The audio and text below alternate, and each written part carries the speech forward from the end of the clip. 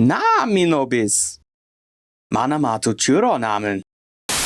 So a little over a year ago, I came across the cover of the first volume of Shangri-La Frontier, and I was transfixed to say the least. There's just something about Senraku's design that called to me. I don't quite know if I can explain it, honestly. It's just ineffable. But sadly, no matter how much it stuck with me, it'd be quite some time before I had a chance to read it because at the time, it was unreasonably hard to find any resources on the series. I spent months looking for a volume of this series to no avail. Eventually though, my persistence paid off and I found out that you could purchase the manga digitally on Amazon, but that was it. There was seemingly no other way to read it. Now I don't want to throw shade at anyone who reads manga or anything else digitally. Hell, we should all be commended for just the sheer fact that we're reading, but I just hate buying digital products. I've always been a physical copy kid, even now in the age of digital games, where my favorite experiences are just a tap away. I choose to drive my pale ass down to the store and pick up a copy physically. Don't ask why, I have no idea. I just hate buying digital goods. So just like before, I settled into the idea that I just wasn't going to read the series. I would never read the manga, in fact. Or at least that was until I watched this trailer. And once again, I was pulled in by that figure clad in a goofy sky blue bird mask and shorts. But this time, he wasn't alone. Senraku was then joined by the colossal Saiger Zero in their pale white armor and the dexterous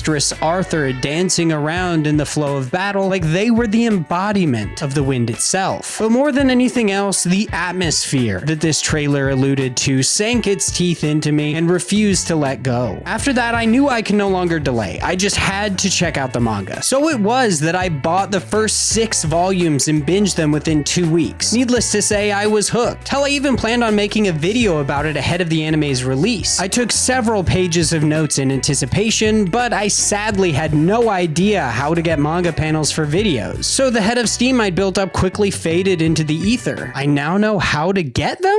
So if you'd like to know, just hit me up in those comments down below. So my plans were sadly shelved once again, or at least it was until the anime splashed across our displays in vivid color in October of 2023. And now? Well, now I get to talk about my likely brain-dead opinion on the series and its adaptation. So here it goes. This should have just been 12 episodes.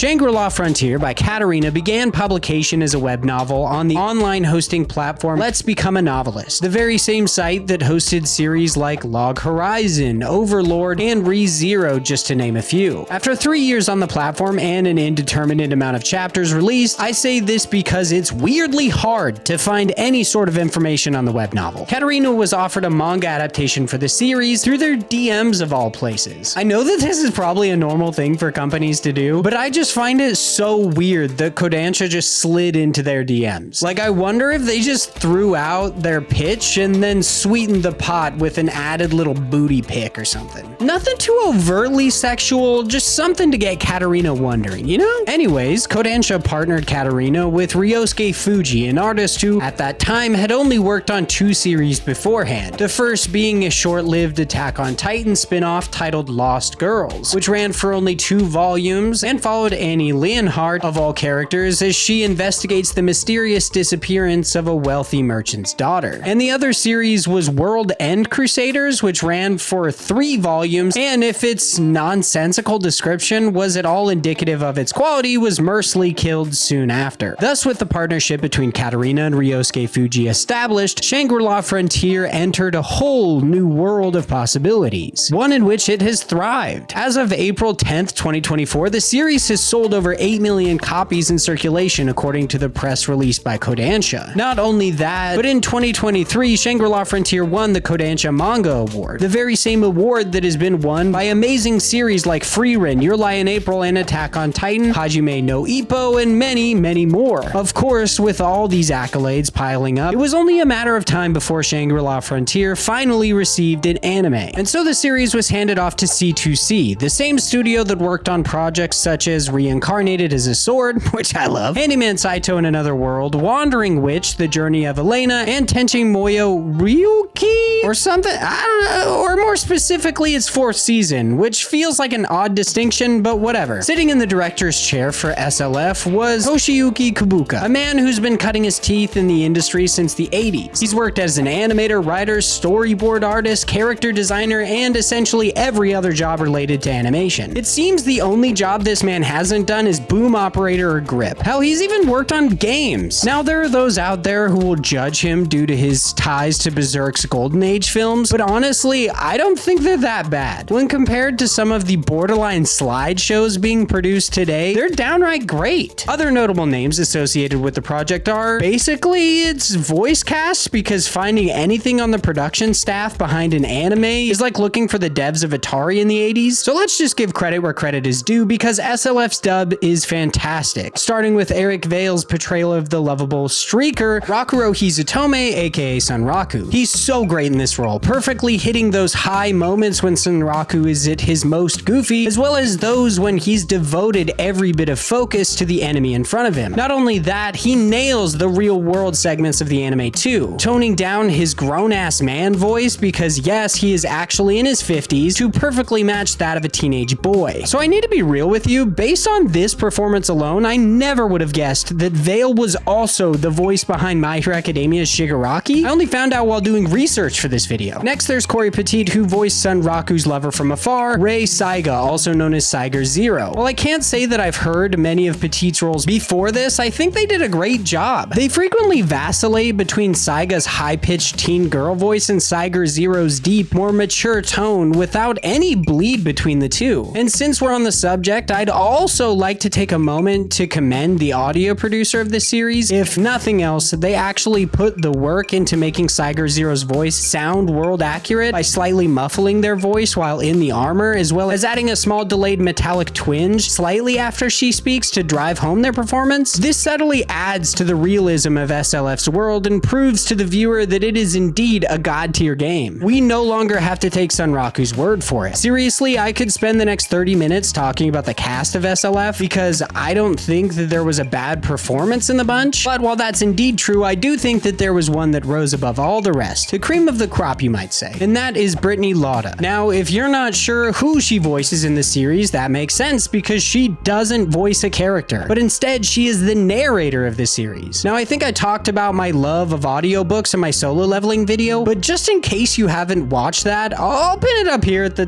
top somewhere. For those who don't know though, audiobooks for most people are made by their narrator. If you have a bad narrator or their cadence is just a little off, it could ruin the entire audiobook. This has been the case for many a book in my library. More specifically, James Franco's narration of Slaughterhouse-5, which was absolutely atrocious. But anyway, this love for audiobooks combined with the masterpiece that is Baldur's Gate 3 have fostered in me a newfound love for narration. And I cannot emphasize this enough, the narration in SLF is so fantastic. I love that at one time it's informative and straightforward and reminiscent of the Pokédex, and at others it's downright sarcastic, making fun of Rakuro's obsession with trash games, showing that while it may be subtle, there is quite a bit of range to this performance. When I first had the idea of making a video about this series, I wanted to talk about how Shangri-La Frontier perfectly encapsulates the grind that players face when playing MMOs. More specifically, how sitting through the filler of Shangri-La Frontier simulates what it is like to grind in an MMO, and how the Wizamon fight was essentially the endgame content, and how this form of meta storytelling heightened my enjoyment of this series and elevated it to god tier. But as I sat there watching Sunraku and the gang fight bosses, scrounge materials, and gear up for the big battle, a moment of realization washed over me like the crystal clear waters of a mountain spring. There's still 6 episodes left. After Sunraku, Katsuo, and Arthur take down Wizamon, there are 6 more episodes. episodes. Which, hey, I guess that'd be fine. I mean, they probably match the energy of the Waisamon fight, right?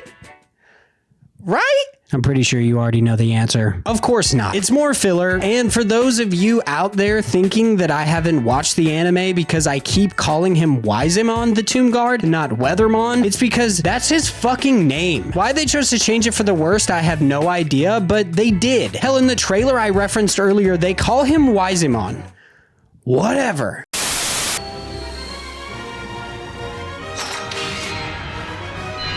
Unique monster. That really has nothing to do with my thoughts on the anime. I just really hate that and needed to vent. Anyways, this is an issue I spoke about back in my Log Horizon video. Shangri-La Frontier has two endings. One that's satisfying and gives us something to look forward to in the second season, i.e. the foundation of Sunraku's new guild, and the other is mainly filler about Sunraku collecting rare materials and a promise that we'll see more battles with the Seven Colossi, which we already knew we'd get, and kind of sucks as a cliffhanger because of it. I'm not saying that they shouldn't have brought this up. On the contrary, I think that they had to for reasons that I'll talk about in a bit. But what I'm saying is that they had a perfect high note to end the first season on and deliberately chose not to. After the fight with Waisamon, the first season has gone through the traditional 3-act story structure perfectly. In Act 1, we have our setup. Sunraku starts SLF, kills the first boss, then bam, we have Lycagon as our inciting incident. From there on, we ramp up a bit with the introduction of unique scenarios in Act 2. This is where Sunraku visits Rabbituza, meets Visash, and begins his Vorpal soul training. Then we move into Act 3, as Oikatsu and Arthur come into the picture, and Arthur offers up plot point 2 on a silver platter, i.e. the fight with Waisamon. Our rising action continues as Sunraku and Oikatsu grind to level 50 and upgrade their gear until finally the fight with Waisamon begins. This and the ensuing fight are the pre-climax. Notice that we're still rising up until the group finally cut down the first Colossi. Now it's time to tie up all those plot points into nice little bows and denouement, or descending action. This is where Arthur has their moment with Setsuna, then subsequently gives up on the life of PKing and the group decides to form a guild. We can then end the season with a nice end credit scene as Brittany Lotta's sweet narration lets us know that Sunraku's rematch with Lycagon is just around the corner. This, at least for me, would have been the perfect ending for the first season. It just makes narrative sense. But what happens instead, there's a small amount of descending action before Sunraku decides that he needs an ultimate weapon, and on the season goes for another few episodes. Now, do you notice anything wrong with this picture? That's right. For the most part, it's all rising action. These last few episodes resolve nothing. They just pose more questions, such as how Belok will become a Divine's craftsman, what kind of weapon she'll make, and why the fuck this little girl has such a deep voice. So they essentially rip away its ending, which frankly would have been great, to instead send the first season careening off into the cosmos. Now this is likely because they anticipated getting renewed for a second season, which they subsequently have, which will begin dropping episodes in October. But that's still 7 months of, for lack of a better term,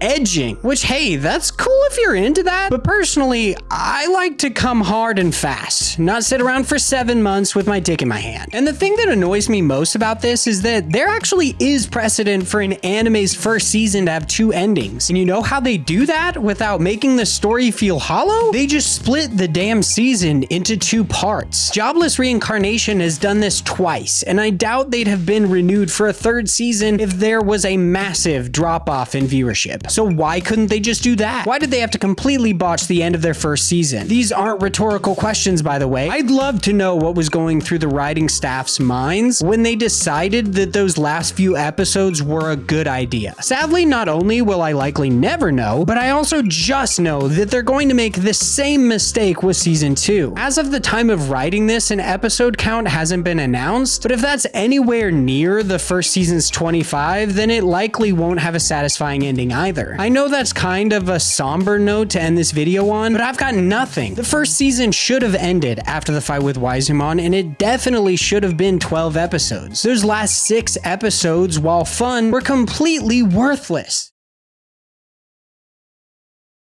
What do you— wait. Goa. Wait, what do you mean my math is wrong? Yeah, the last 6 episodes should have been saved for a second season. What's so hard to understand about that? Nudo elemek. Oh, just cutting the 6 episodes doesn't make it 12 episodes. I gotcha. I guess we'll just have to make a few more cuts. I've talked about this in the past, but I imagine some of the hardest jobs in the industry have to be the people who choose what stays in an anime, especially for those series that are only picked up for 12 episodes, as they often have to cut down dozens of novels or manga volumes into an easy, digestible story. One of my absolute favorite series, Bofuri, is one such anime. Its first season adapted 4 volumes of the light novel, which means that each volume only had 3 episodes to do them justice. And I know for a fact that the writers had to make several large cuts to the series to fit into that mold. As a side note, if you ever wondered where my Bofuri video went, yeah, so Katakawa nuked it to high heaven. They claimed basically the entire video, and when I fought it, I got a copyright strike. This is also partly why I haven't posted videos in a while. Anyway, I bring up Bofuri because I need everyone to understand that it's incredibly difficult to adapt a manga or light novel into merely 12 episodes. But in a similar vein, storytellers often get lost in their stories, including so much superfluous detail that their work becomes bloated. This is where editors would come into play. But I'm not quite sure how much is left on the cutting room floor when your series is adapted from an already popular web novel, but I imagine it's not a lot. Hell, the only reason they do it with the anime is likely because the animation is crazy expensive. So while I understand that making these cuts is extremely difficult, there was also a reason why my original idea for a video was about grinding through the first part of the story to get to the fight with Waisamon. That's because a lot of this story's content feels like filler. I love the scenes when Sunraku visits other games, but they're really not relevant to the plot outside of his chat with Katsu. We don't need multiple scenes of Sunraku running away from people wanting to know about his unique scenario to understand its rarity, especially because we're told about them several times. At that point, these scenes are somewhat redundant, and we especially don't need SLF theater at the end of every episode. However much I might love them, they rarely add anything to the story. These are just a few large cuts that could have been made to this series. There are also so many small cuts that could have been made, like when people slowly walk through doorways, or when someone is just sitting in a chair menacingly, or when someone sings for several minutes while blacksmithing. Bye, Sash.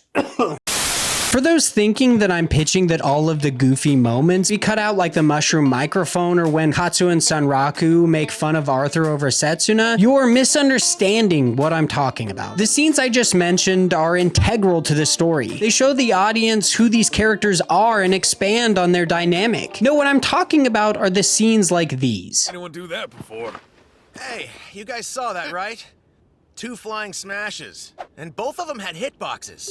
Fundamentally speaking, it's just a pile bunker. Especially if it's something I can really sink my teeth into. Wait! Sunraku, slow down! You're gonna miss it! Huh? The skill garden is this way, not far from here! To my left, just down the hallway!